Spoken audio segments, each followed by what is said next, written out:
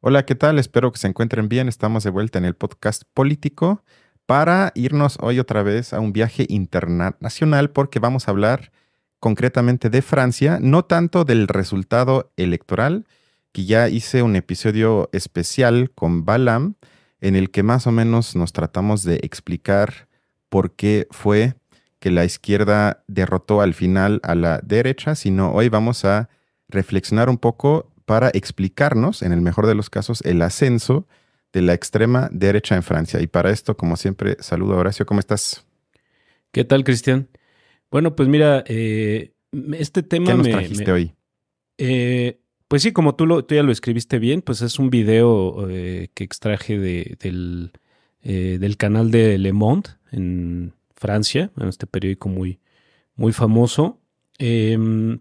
Y bueno, sí, como dices, es para explicarnos un poco pues los mecanismos a través de los cuales, o las estrategias a través de las cuales pues la ultraderecha en Francia llega pues a ir ganando poder, porque bueno, algo que quizá nos sucede en México y cuando empezamos a escuchar sobre ese tipo de tendencias, por ejemplo, representadas en Eduardo Verástegui o Ujú, con algunos matices en Lili Telles, ¿no? Creo que ujú. son de los dos personajes que han adquirido más relevancia, que se les escucha cuando hay algún tema en el que meten sus opiniones.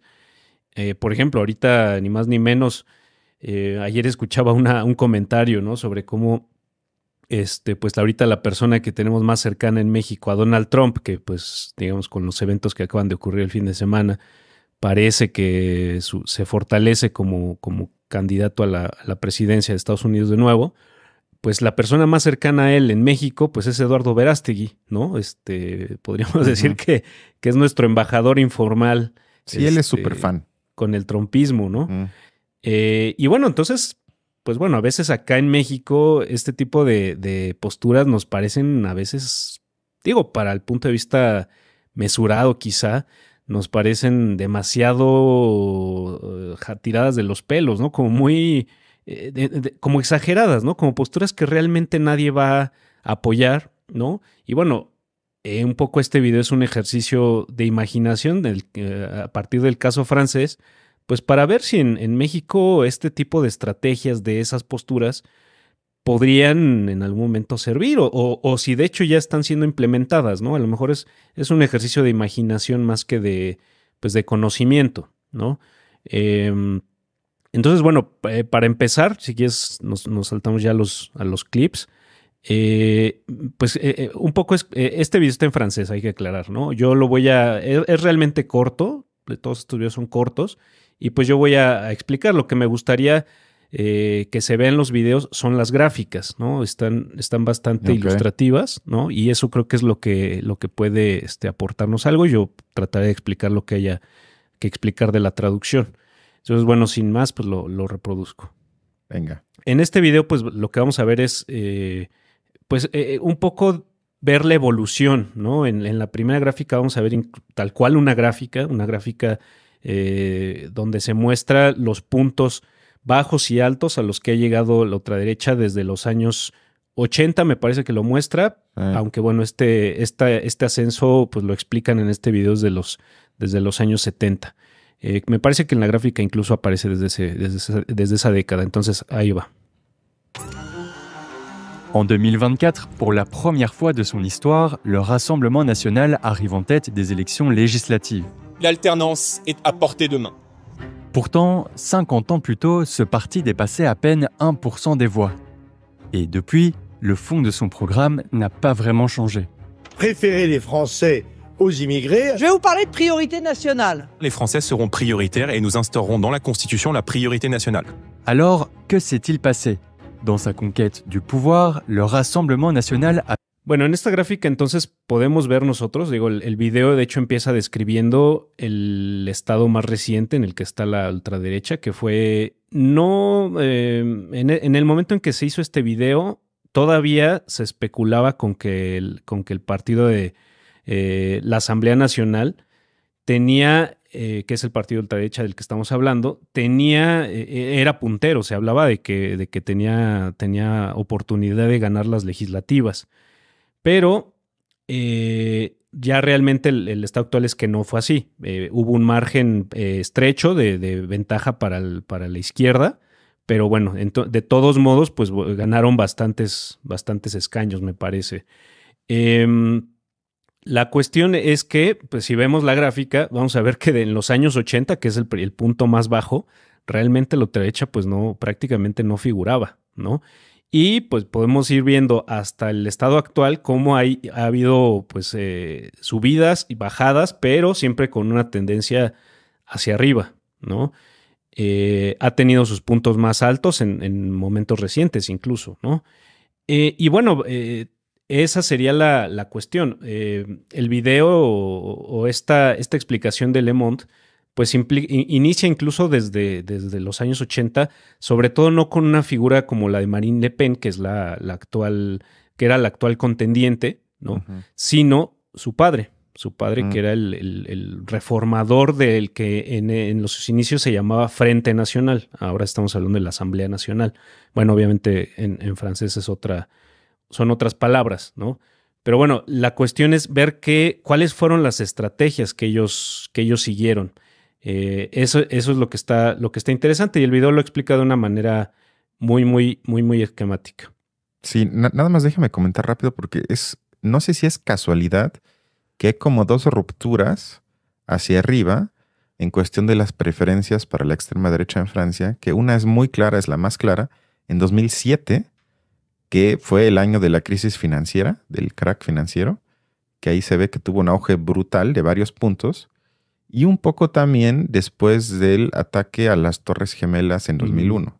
Ajá. Que quizás ahí se ve la simbiosis entre una crítica hacia la élite, un poco abstracta, que la élite mala, que creo que eso surge un poco tras y por la crisis financiera de ya hace más de 15 años, y el resentimiento hacia, entre comillas, el mundo musulmán, que sobre todo surge tras el ataque a las Torres Gemelas de 2001, que creo que son dos componentes muy fuertes desde el inicio del surgimiento del fenómeno de la familia Le Pen, que yo creo que ya es mucho más que eso. Pero como bien dices, yo creo que poca gente ubica que el padre de Marie Le Pen es el que ya funda esa corriente de hace más de 40 años. Sí, así es, Jean-Marie Le Pen es el nombre del padre. Y sí, de hecho, tienes toda la razón. O sea, ese componente del por decirlo, del miedo hacia la migración musulmana, sobre todo, me parece que es algo que está totalmente a la base del éxito de estas posturas. Y bueno, pues eso creo que en Francia tiene sus componentes muy particulares, pero como dices tú, pues el ataque a las Torres Gemelas, pues yo creo que es algo que lo volvió un fenómeno global o lo impregnó prácticamente a todo el mundo de ese tipo de temor, ¿no? Y por lo tanto, pues impactó notoriamente, por lo menos aquí en Francia, ¿no? Y quizás nada más uno más sería que en 2015, cuando fue el ataque a la redacción de Charlie Hebdo, la revista de sátira de Francia, también se ve un pico hacia arriba. O sea, con esto nada más quiero decir que el ascenso de la extrema derecha en Francia, también en otros países, pero sobre todo en Francia, no surge de la nada. O sea, sí es más o menos posible explicarlo. Eso no quiere decir que lo justifique y que lo apoye, pero sí se liga a ciertos hechos con los que creo que sí se puede, por lo menos en parte, explicar su éxito. Así es. Sí, y bueno, pues ahí es donde uno ve que desde cierta perspectiva, ¿no? Si de cierta manera que como vamos a ver en el resto del video, si se trabaja con la perspectiva de amplios sectores de la población, pues bueno, esto, o sea, se pueden tomar cosas de la realidad para formar esa perspectiva, ¿no? Y ese es el punto, ¿no? Vamos a ver a través de qué lo hacen y con qué estructura, porque aquí yo creo que lo que está interesante es ver que hay una estructura general, o sea, no son esfuerzos como que apunten hacia cosas diferentes realmente, ¿no? Entonces, en el siguiente video vamos a ver el primer paso de la estrategia que ellos siguen o que han seguido, más bien de acuerdo con la explicación que nos da este video. Ingrédient, c'est une stratégie redoutable imaginée dans les années 70, la normalisation. Comment se différencier des partis classiques tout en restant une option crédible? Alors, le parti propose un nouveau slogan. 1 million de chômeurs, c'est 1 million d'immigrés en trop. Bueno, como pudimos ver ahí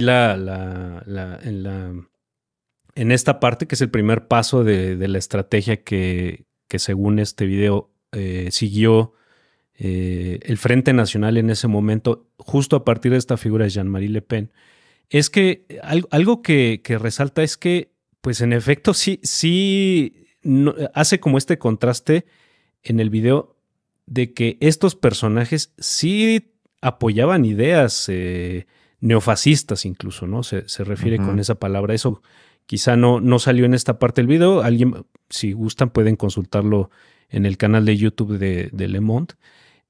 Pero bueno, justo el reto entonces, según este primer paso, sería volver de una postura pues problemática, digamos, en Europa, ¿no? En Europa ya en pleno, bueno, ya hacia finales del siglo XX, soportar ideas, pues obviamente nada populares, volverlas, darles cierta credibilidad, volverlas, como ligarse a ciertas ideas que sí fueran apoyadas por la población. Y justo ahí cuando habla de un nuevo eslogan, digamos, es lo que se volvió representativo del Frente Nacional en ese momento, ¿no? 1 millón de desempleados es la palabra en español. 1 millón de desempleos equivale a 1 millón de inmigrantes. Entonces, bueno, ahí toma totalmente, hace una liga entre dos problemas que, bueno, se pueden constatar en la realidad de la población, ¿no?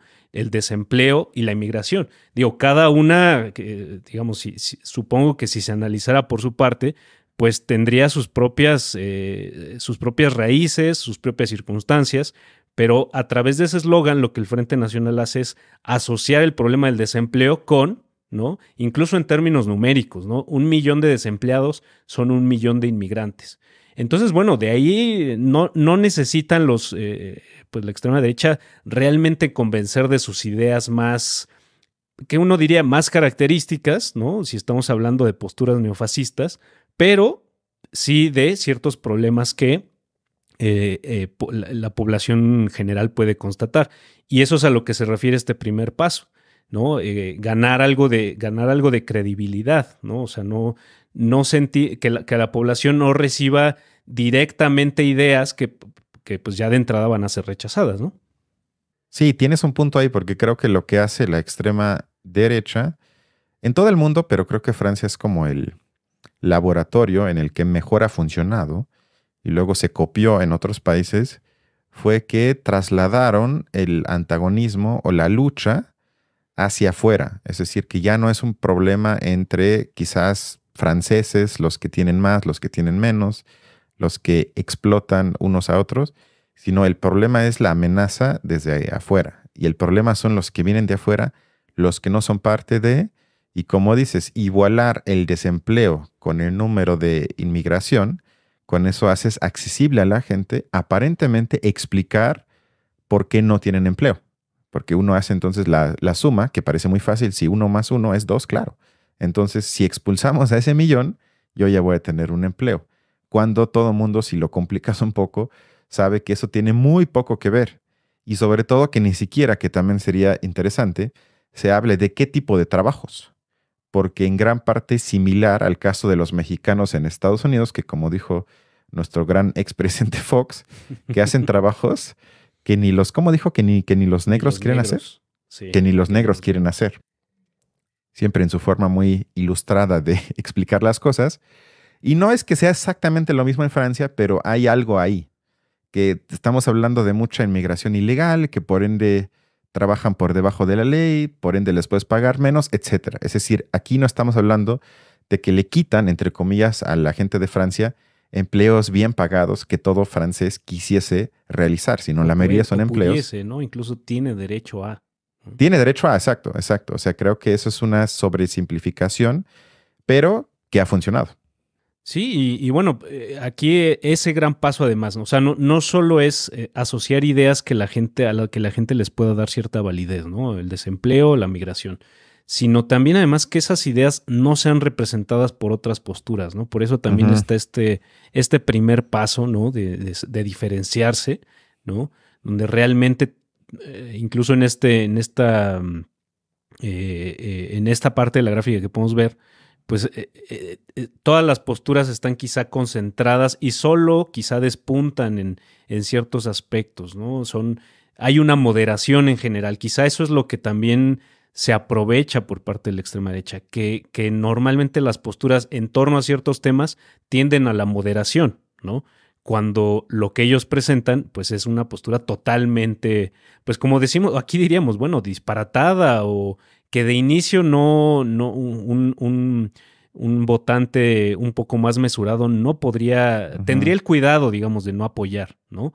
Pero a través de esa diferenciación, sin embargo, también ese es el punto desde el cual se parte para volver una postura creíble, ¿no? O sea, están ligadas esas dos cosas, ¿no? Si no, una sin la otra, pues no funciona. No puede haber, la credibilidad para ellos no funcionaría si no fuera a partir de una postura que se diferencia de las posturas que tienden a la moderación, ¿no? Entonces ese también es un paso importante para comprender esta estrategia. Bueno, el segundo, no sé si tengas algo que comentar más al respecto. Vamos al segundo paso, ¿no? Ok. Bien. Le contexte était particulièrement favorable. Ensuite, la tension monte sur la question de l'immigration. Les fermetures d'usines font bondir le chômage, le racisme se répand dans de nombreux pays d'Europe, et en France, les violences d'extrême droite contre les Maghrébins explosent. Dans un autre ingrédient. Bueno, de hecho aquí pues estaríamos viendo que describiendo un poco lo que hay en esta parte del video. Bueno, lo que dice es que el contexto no solo en Francia, y de hecho creo que aquí apoyaría mucho lo que tú dijiste al principio, sino quizá sirve más mientras sea un contexto general, mundial o por lo menos europeo, ¿no? Donde haya ciertos problemas comunes que digamos, no se podría adjudicar ninguna de las posturas políticas, o sea, ninguno de los partidos podría adjudicarse este contexto, ¿no? Aquí del contexto favorable del que está hablando y el cual es el que se aprovecha por parte de la extrema derecha, pues es un contexto ya de por sí de racismo, ¿no? De por sí, digamos, de una manera más o menos natural, y bueno, digo más o menos natural porque a lo mejor eso nunca sucede así, digamos, pero la población ya de por sí tiene cierta postura contraria frente a los inmigrantes, ¿no? En Europa, pues bueno, cada país de hecho tiene una migración constante más o menos de ciertas zonas de África, de Medio Oriente, ¿no? Creo que principalmente sería eso, ¿no? Quizá también de Latinoamérica, ¿no? En algún punto. Pero bueno, también está eso. Y, por ejemplo, aquí habla de algo muy particular. Empiezan a cerrar fábricas o lo que acá le llamamos las maquiladoras, ¿no? Empiezan a cerrar, y eso también como una cuestión de una situación que la extrema derecha aprovecha, ¿no? Que se da como condiciones generales, y la extrema derecha las aprovecha para los dos puntos que vimos en el clip anterior, ¿no? Diferenciarse y encontrar cierta credibilidad. Sí, que yo creo que en síntesis es que no es un fenómeno que viene del espacio exterior, que manipulen a la gente de Francia, sino que, como dices, ya hay un potencial ahí reaccionario que yo le llamaría es activado por este tipo de propaganda política, pero que ya estaba ahí o ya estaba ahí. El número exacto es difícil saber, pero por lo menos ya había el caldo de cultivo necesario para que algo así pueda surgir, que creo que también se remonta un poco más a la historia colonial de Francia y a muchísimas cosas que concretamente hoy creo que se expresan, por ejemplo, en el rechazo de mucha gente de Francia hacia, por ejemplo, su propia selección de fútbol, que ya no está integrada, como dirían seguidores de Le Pen, por franceses, sino por hijos de la colonia. Creo que ellos les llamarían peor que eso. pero que ahí creo que se ejemplifica un poco cómo Le Pen se imagina Francia y la selección más bien es el retrato real de lo que es hoy Francia, que es, les guste o no, un país multicultural por toda su historia, y ellos tratan con la fuerza regresar a algo que nunca existió, pero que tiene que ver sobre todo con que haya menos influencia del extranjero.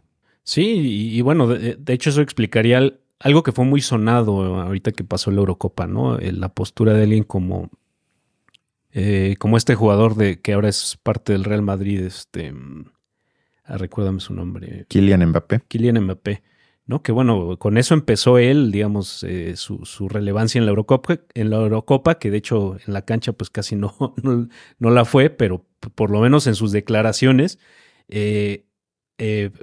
no sé si como tal pidiendo que no se apoyara la postura de Marine Le Pen, pero sí la contraria, ¿no? O sea, posturas que no fueran justo, yo creo, pensando en las posturas que atacan tanto la migración, que bueno, pues él me parece que es un poco parte de ese movimiento, ¿no? Es parte de esta configuración de una selección nacional que pues es multicultural. O sea, creo que incluso los jugadores que son de raza blanca, me parece que tampoco tienen un origen 100% francés, ¿o sí?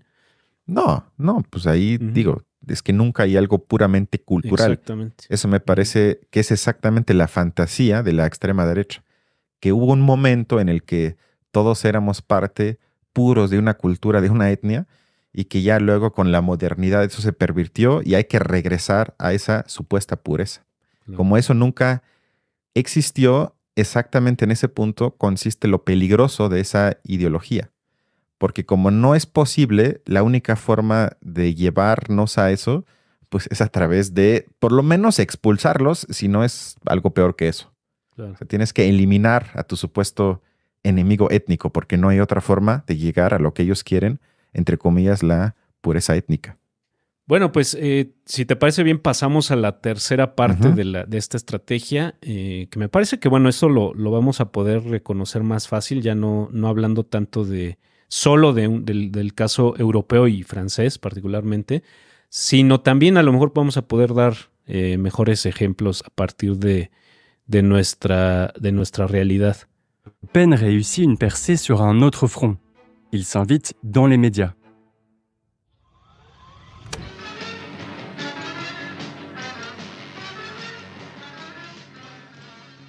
En 84, il participe à L'Heure de Vérité, une émission très populaire du service public.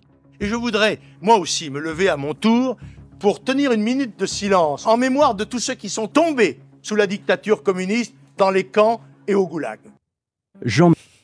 Bueno, aquí, o sea, habla de algo que quizá nos parezca muy simple, ¿no? Como el uso de los medios. O sea, a eso se refiere el tercer paso, ¿no? Al uso que dan para expresar sus posturas en los medios de comunicación. Pero bueno, yo creo que sí hay que poner el acento en que es un uso muy particular de los medios de comunicación. O sea, y de hecho esto lo podemos ver, yo creo que a través del ejemplo que debe pasar en Estados Unidos, ¿no?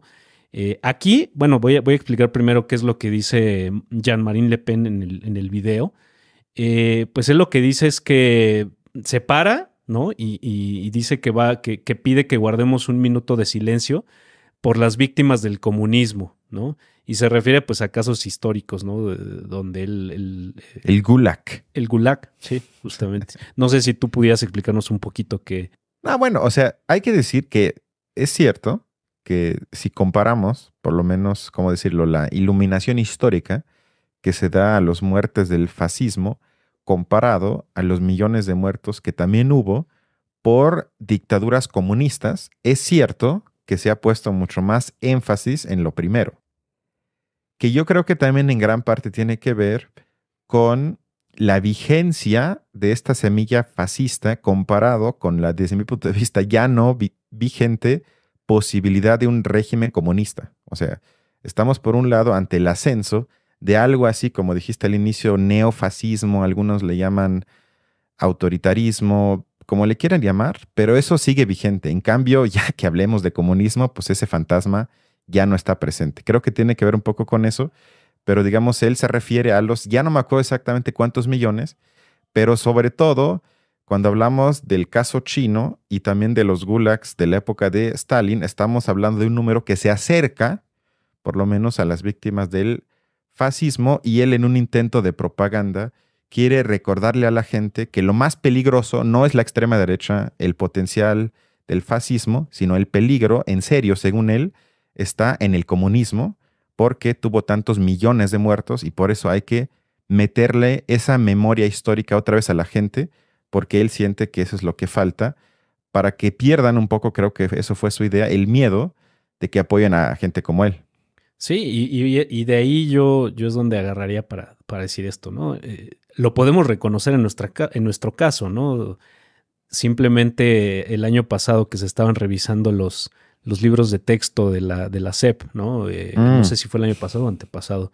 El año pero pasado. Que bueno, justo se empezó con esta idea del virus del comunismo, ¿no? O sea, a mí me sorprende qué tanto pueda volver a servir el comunismo para esto, ¿no?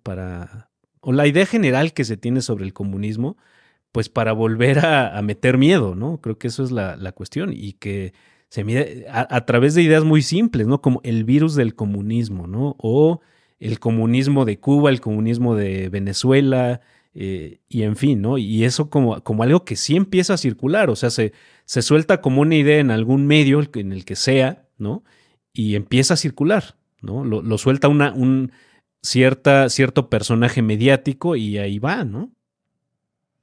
Y es que yo creo que sobre todo su no existencia del comunismo a nivel mundial eleva la posibilidad de usarlo como imagen que espanta a la gente. Es un poco esa idea de que como no es tangible, algo a lo que podemos tener acceso, algo que podemos ver, un poco como el diablo. Que el diablo, claro, algunos lo han puesto en imagen, sin embargo, es algo que más bien existe en nuestra imaginación y vaya que por eso le mete miedo a millones de gente en todo el mundo. Y me parece que es un poco similar con la idea de comunismo, que como no existe, yo le puedo llamar comunismo a casi todo lo que no me gusta, porque no hay forma de contrastarlo con la realidad que existe, porque no existe. Y llega a tal grado que, por ejemplo, veía un debate en la tele alemana hace 2 días, en la que uno del partido de centro izquierda pidió que tal vez se pensara en la posibilidad de prohibir la existencia del segundo yate privado en Millonarios. Y ya el moderador dijo, no, bueno, pero eso ya es comunismo entonces, ¿no? O sea, ya absurdos de tal grado, pero ahí se ve más o menos en qué momento histórico estamos, que una propuesta de esa índole ya se llame comunismo. O sea, ahí se ve, creo que el absurdo absoluto, que la gente ya no tiene idea qué es y por lo tanto ya es todo y nada. Creo que ahí es lo peligroso, que mientras no tengamos un ejemplo que se acerque a eso, a la gente le puedes dar miedo con todo lo que tú digas que es comunismo, que comienza desde que, bueno, ya si le cobras un poco más de impuestos, eso ya igual en México le llaman que eso es el socialismo. O en los libros de texto, que cuando hablaban de la comunidad, que no tiene nada que ver, eso ya es comunismo. Porque hablar de comunidad es comunismo y ahí está el ridículo. Pero yo creo que es como esa construcción de una imagen diabólica que no existe, pero que le da fuerza que no existe. Bueno, acá por lo menos en este ejemplo, Jean-Marie Le Pen, pues sí hace, como tú dices, llama la memoria histórica, pues de ciertos sucesos que quizá en Europa se tienen todavía más en cuenta. Bueno, por lo menos en los años 80, pues se tenían en cuenta, ¿no? En México, pues no Menos, nos suena sí. tanto, digamos, Sí. hablar sobre el Gulag, sobre... Sí, de ideas generales quizá de gente que por lo menos escuchó estas ideas en la escuela. Pero acá, por ejemplo, pues sobre comunismo, pues yo creo que más bien la memoria que hay en la gente, pues es de estas Como posturas Cuba, ¿no? de los estudiantes en los 60, 70, ¿no? Y Che. quizá de todos los problemas sociales que eso generó o la inconformidad social que eso llegó a generar en en ciertos sectores, ¿no? Hablar sobre el Partido Comunista, quizá que bueno, pues como ha dicho ya Moisés un par de veces, pues acaba de desaparecer el único rastro que le quedaba, ¿no? El PRD. Ujú. Pero bueno, eso es, digamos, más que eso, pues digamos, quizá nuestra cercanía con Cuba y cómo quizá la presencia de Fidel Castro en algún momento acá representó bastante, pero pues más allá de eso, creo que también nuestra idea de comunismo es muy, muy rupestre, ¿no? Sí, tampoco o sea, hay. sobre todo en esta cuestión de los daños del comunismo, ¿no? Como lo que menciona Jean-Marie Le Pen. No, y lo vimos, si se acuerdan, del 68. ¿Quién fue el presidente? Ya se me olvidó. ¿Quién fue el presidente en el 68 en México? Díaz Ordaz. Cuando Díaz Ordaz y su secretario de Gobernación, Echeverría, dijeron que son una bola de comunistas los estudiantes que amenazan la seguridad nacional y no sé qué. Pero cómo eso resonó en la gente en México y de alguna manera legitimó la represión que siguió muy poco después. O sea, el presidente en turno sabía que si construye la imagen de que son una bola de comunistas, ya la protesta posterior a la matanza, que en parte fue, sin duda, va a ser menos. Porque la gente va a decir, bueno, pues es que eran una bola de comunistas, ¿qué íbamos a hacer? ¿Era eso o convertirnos en un país comunista? ¿Quién va a querer eso? Claro. O sea, creo que hay esa imagen. Y luego también hay historias que leí en México, ya tiene años, libros sobre la relación entre la Iglesia Católica y su profundo anticomunismo también. O sea, también ahí siempre la tarea de la Iglesia era espantar a la gente con la imagen del comunismo porque asociaban al comunismo a cierto ateísmo, que tampoco siempre fue así, pero también tenían como esa imagen de que si la gente se voltea a ver un poco a las ideas comunistas, es más fácil que quizás pierdan la fe. Es decir, que hay una historia larga de construir al comunismo como el fantasma que le debe de dar miedo a la gente. Varía acorde al país, pero en el fondo es lo mismo, espantar a la gente de cualquier tipo de idea que cuestione un poco hacia la izquierda el statu quo. Sí, y pues termina, yo diría que pues además sí es un miedo que se alimenta mucho de una idea muy general, ¿no? Que es la amenaza a la propiedad privada, ¿no? Que creo que eso es lo que todavía se circula ahí en el imaginario, ¿no? De la manera más caricaturesca antes de las elecciones, en las de ahora que ganó Claudia Sheinbaum, pues se hablaba, ¿no? De gente que compartía este tipo de memes o no sé qué eran, de bueno, te van a quitar tu casa o te van a mandar un cubano a vivir contigo, ¿no? Y bueno, de esas ideas como pues todavía arraigadas en esa idea simplista de comunismo, ¿no? Que bueno, tiene justo ese fondo, ¿no? El del miedo a la amenaza a la propiedad privada. Bueno, si te parece, pues vemos el siguiente clip que, bueno, aquí es una pausa, por lo menos representa una pausa en la evolución, digamos, de la extrema derecha en Francia, porque justo explica una de las caídas, ¿no? Y yo diría que aquí también, pues, podemos ver algunos rasgos reconocibles en lo que vivimos acá. Y pues bueno, como motivo por el cual de repente esa estrategia general de diferenciarse y ganar al mismo tiempo credibilidad, pues de repente tiene sus fallas, o sea, no funciona, ¿no? Y aquí podemos ver una posible explicación para eso.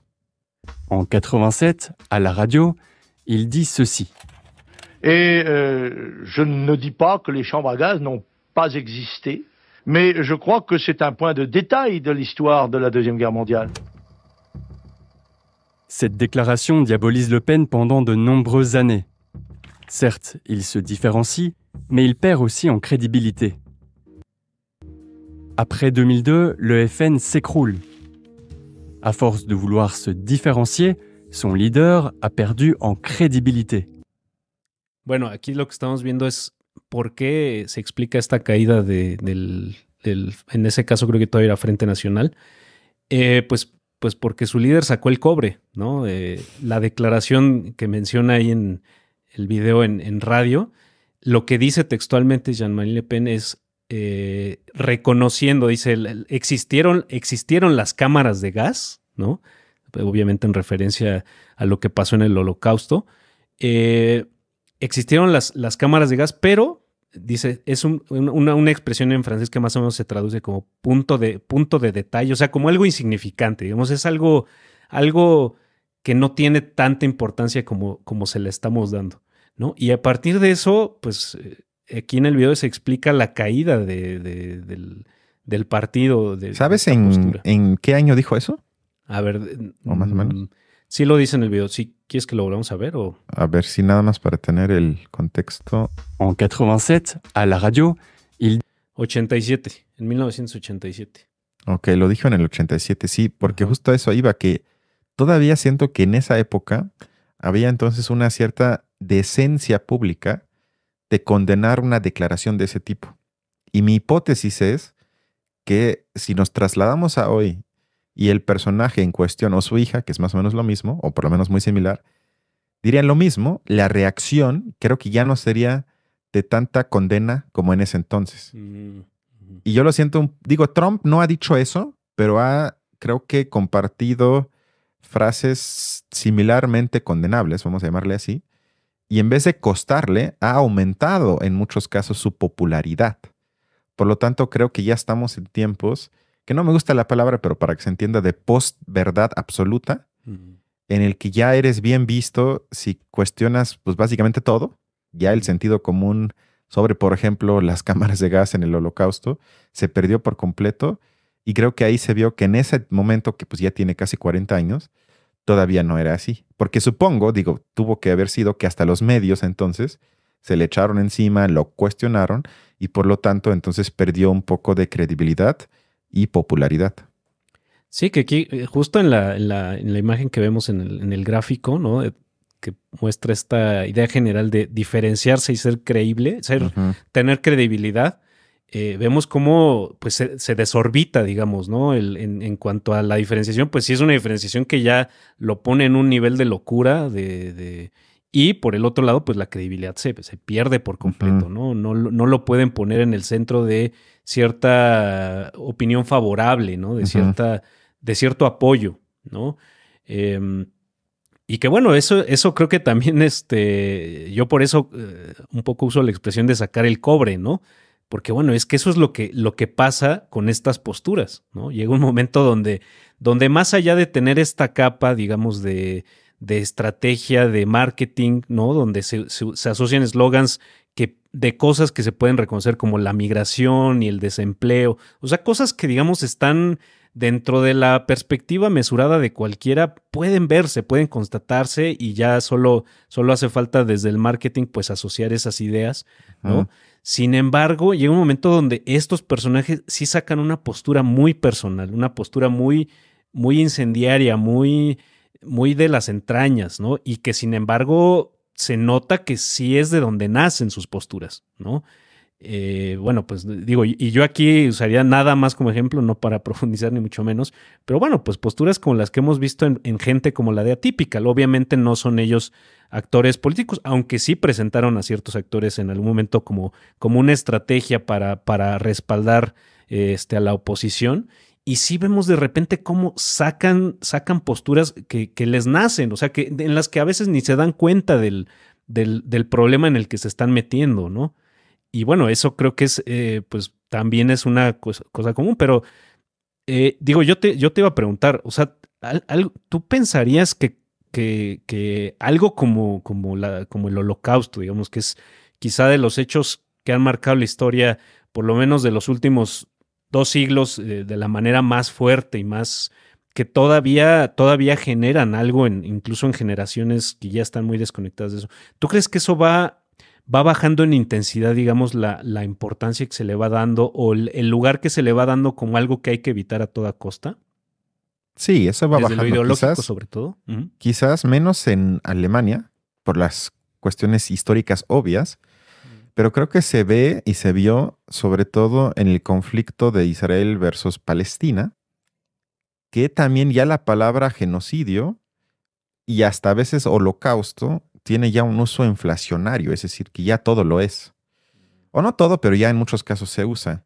Y creo que no se toma en cuenta la, desde mi punto de vista, innegable especificidad del holocausto, por muchas cuestiones que ahorita sería demasiado complicado abrir esa caja de Pandora, Que las pero ideológicas, por ejemplo, son ajá, pertinentes, ¿no? Para este caso, ¿no? sí, yo creo que sí son pertinentes, pero a lo que iba es que no sé si comparto lo que dijiste, porque creo que sí hay una diferenciación entre lo que hace un político con lo que hace gente como de Atypical, porque Mm, me parece que muchos políticos, en el caso que acabamos de ver, no lo sé porque no lo conozco lo suficiente, pero en cuestiones ya más coyunturales lo ubico, que luego políticos conservadores como que tratan de medir el agua, como mm, piensan estratégicamente, voy a dar esa declaración sabiendo que voy a provocar cierto escándalo, pero vamos a ver cuál es el impacto. Vamos a medir las aguas.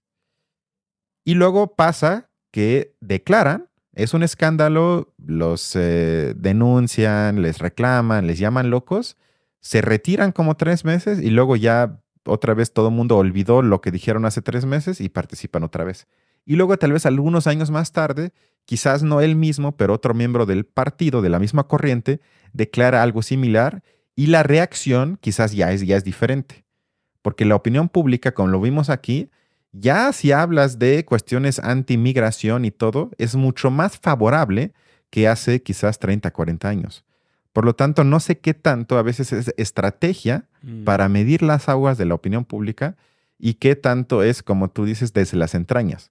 En cambio, con gente como Al-Arraqui, claramente es desde las entrañas. Ahí no veo cálculo, estrategia ni nada, porque a él tampoco le tiene que importar porque él no participa en las elecciones. O sea, creo que esa es la diferenciación que yo haría entre esos dos casos. Ok. Bueno, pues eso estaría...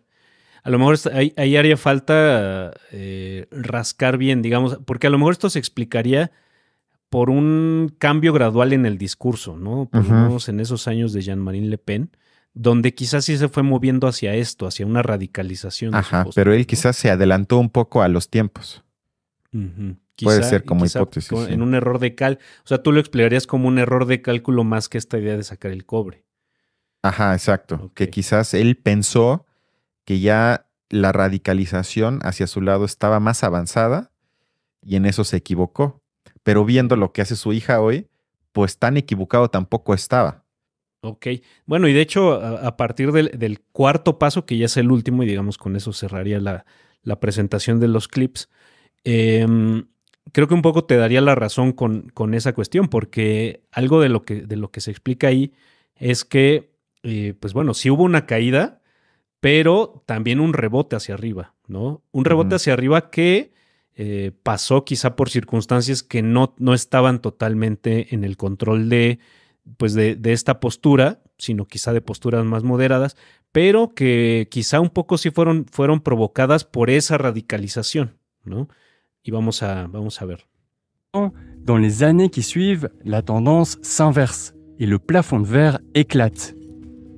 Aquí justo estamos viendo ese efecto. Lo que está diciendo es que, sin embargo, a pesar de esa caída, después hubo un repunte que incluso fue como explosivo, digamos, como muy marcado, ¿no? Pour le comprendre, il faut s'intéresser au dernier ingrédient, les calculs politiques.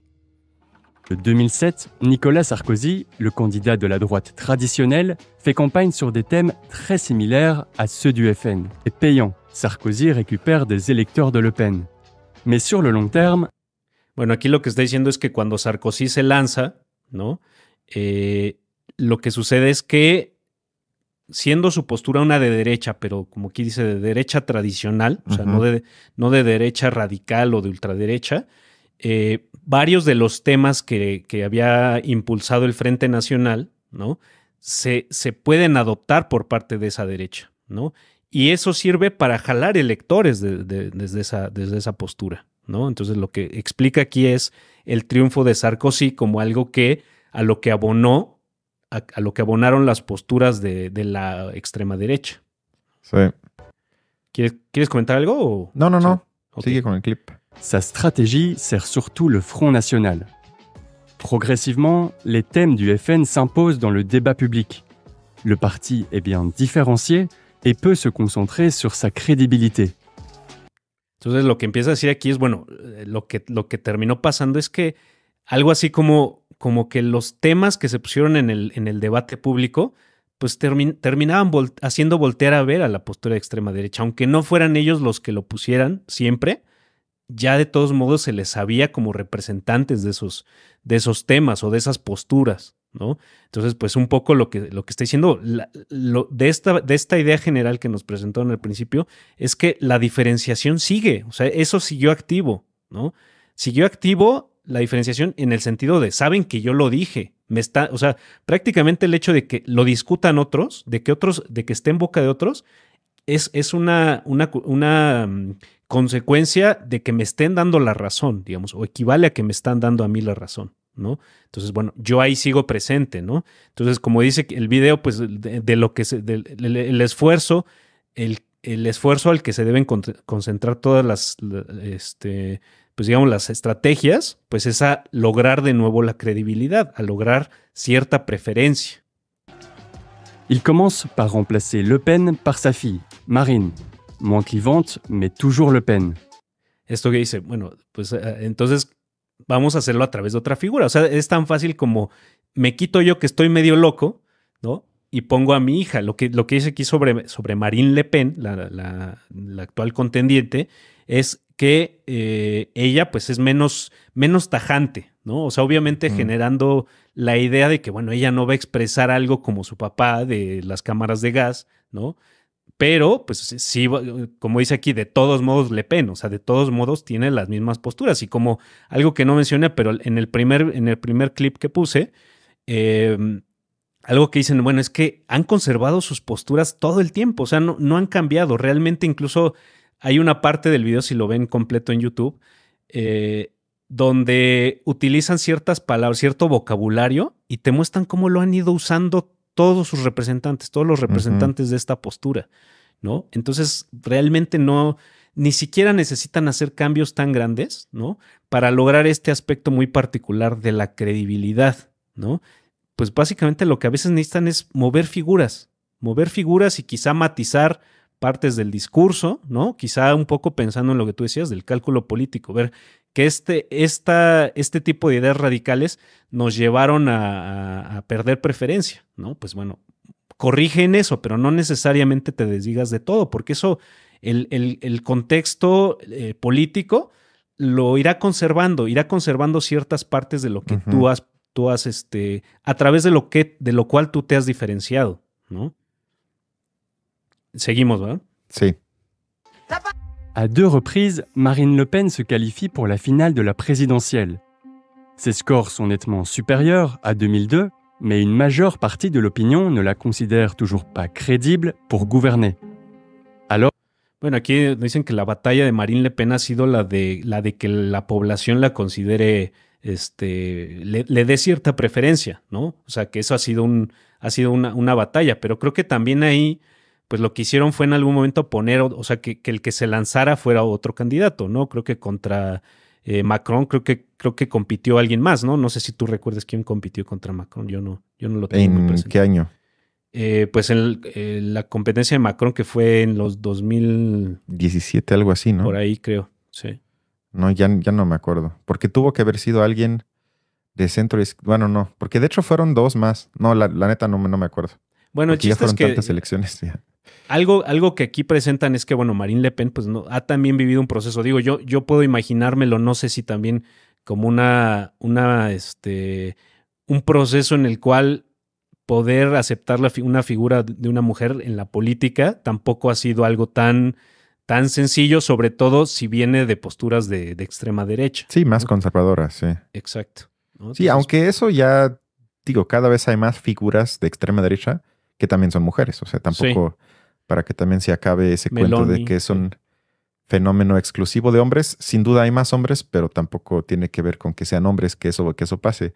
Claro. Creo que también lo que aquí queda claro es que el fracaso de los partidos de centro izquierda y centro derecha lleva también al aumento de popularidad de Le Pen. O sea que ella en los últimos años, quitando quizás los últimos 2 o 3, tampoco es que mediáticamente ella haya tenido que hacer tanto, sino que pacientemente su partido estaba esperando el fracaso anticipado que todo mundo veía venir de los partidos de centro por no hacer cambios importantes en sus políticas públicas y por ende la gente iba a llegar a un punto similar quizás al mexicano, que también, digo, todo el mundo sabía que si el PRI y PAN no iban a hacer cambios, en algún momento iba a ganar un personaje como López Obrador. Era cuestión de tiempo nada más.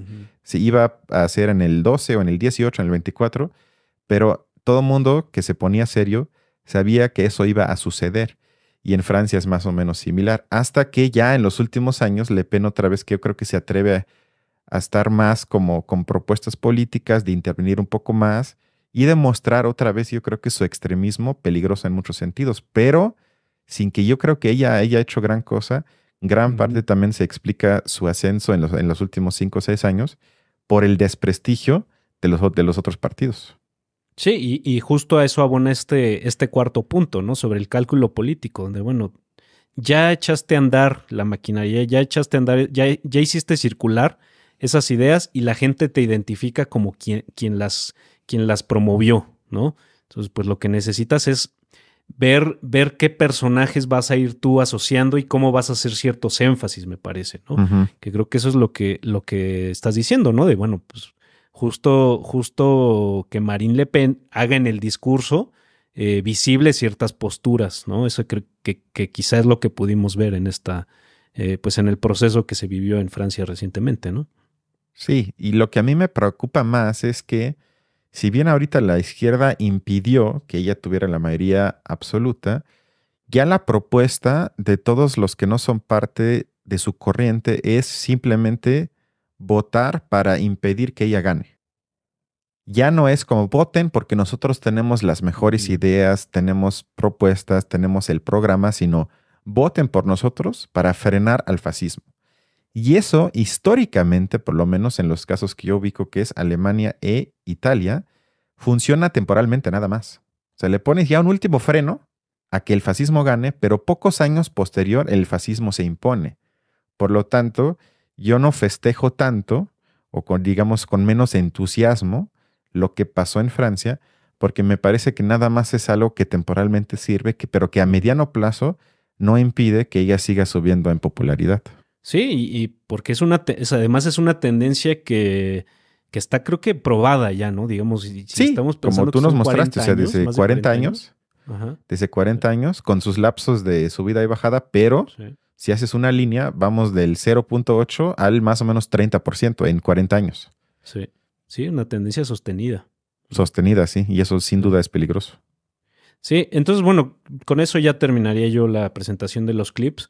Y bueno, no sé si tú quisieras como agregar algo para, pues no sé si terminar de cerrar la analogía, digamos, con el caso mexicano o algo por el estilo. No, yo más bien quisiera decir que más que al caso mexicano, me parece más fácil la comparación entre los países europeos, sobre todo Italia, Francia y Alemania, un poco España, pero menos, que estamos yo creo que muy cerca del fin de la Unión Europea o de esa idea de unidad, que nunca fue tal, pero bueno, que por lo menos tuvo ciertos avances y que no sé cuánto tiempo más eso aguante, porque también Le Pen es de la idea de sería un Frexit, o no sé cómo, o un Fraxit, es decir, que Francia abandone la Unión Europea y bueno, ya con el Brexit y luego el Frax o Frexit, básicamente se podría dar por enterrada esa idea de la Unión Europea, porque Francia es demasiado importante como para prescindir de este país y los cambios que eso podría implicar para el viejo continente, yo creo que no los logramos todavía vislumbrar, porque a nivel local, a nivel geopolítico, eso cambiaría muchísimas cosas. Y para acabar, es muy importante para también el país de Francia y otros países europeos lo que va a pasar en Estados Unidos con la elección. Porque la visión de Trump sobre Europa y la visión de Biden sobre Europa son casi opuestas. Y creo que eso también va a tener mucha influencia sobre las políticas internas de Europa, dependiendo de quién gana, si gana Trump o Biden. Creo que para el rumbo de estos países, esto tiene más importancia que quizás ahorita muchos pleitos internos. No, eso sí ya sería todo de mi parte. Sí, pues bueno, yo, digamos, quizá abonando nada más a la pregunta que hacía, ¿no? Del caso mexicano. Pues sí me parece que habría que voltear a ver qué ideas se empiezan a radicalizar entre nosotros, ¿no? O sea, que a partir de las cosas que la realidad social nos provee, qué cosas se empiezan a radicalizar por parte de ciertas posturas, que me parece que pues sí llega a verlas, ¿no? Quizá lo que no llega a ver es quién las represente de una manera adecuada, ¿no? O sea, creo que cuando alguien como una figura como Lili Telles, como Eduardo Verástegui las representa, pues todavía podemos como que adjudicárselas a ciertas élites muy extrañas, muy marginales quizá, ¿no? Y muy como diría, pues de loquitos, digamos, muchas veces, ¿no? Y que creo que eso sí es posible, pensando un poco en este esquema que nos presentan en el video, sí es posible una diferenciación, ¿no? Es posible una diferenciación, incluso una constatación en ciertos aspectos de la realidad, pero volverlos creíbles a través de una figura, eso creo que es lo que todavía falta en el caso de México, ¿no? Pero no me parece del todo posible. Quizá podría analizarse alguna tendencia, yo no sé de dónde podríamos hacerlo, pero una tendencia, así como una gráfica como la que nos presentaron en el caso francés, pero ver quizá en el caso latinoamericano, ¿no? Que algo debe haber, ¿no? Ahí también debe haber una tendencia, pues me parece que puede que sostenida también, ¿no? A la alza. Estoy de acuerdo, sí. Ahí hay casos de Brasil, de Argentina, y esperemos que en México no encuentren esa figura. Claro, eso es lo que está faltando, digamos, ¿no? Estamos en otra parte quizá de la gráfica nada más. Pero bueno, de mi parte también sería todo, Cristian. Perfecto, pues muchas gracias por los clips, estuvo interesante. Cuídense y nos vemos la otra semana entonces. Hasta luego. Hasta luego.